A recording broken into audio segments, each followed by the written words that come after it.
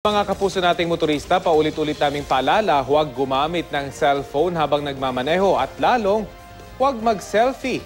Ang mga pasaway #nakamamatay. Balitang hatid ni Bam Alegre.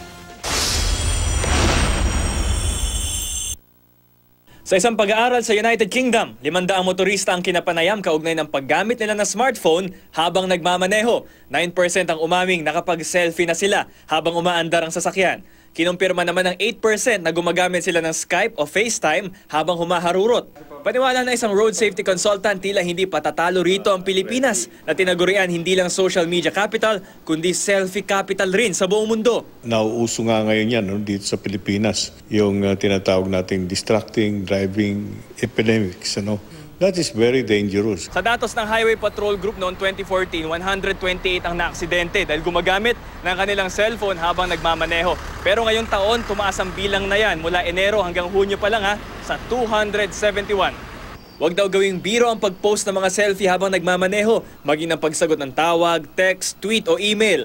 Iwasan na rin daw ang panonood ng TV habang hawak ang manibela. Babala ng mga otoridad ang paggamit ng gadgets habang nagmamaneho.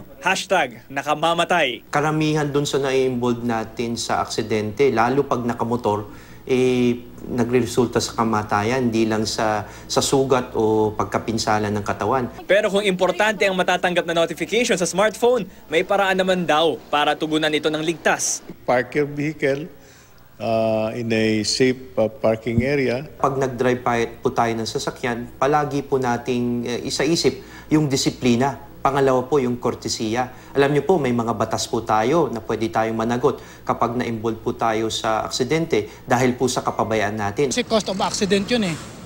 Tapos kadalasan, cost of traffic din. Malapit ka sa disgrasya pag hindi ko ginagawa yun. Bam Alegre, GMA News.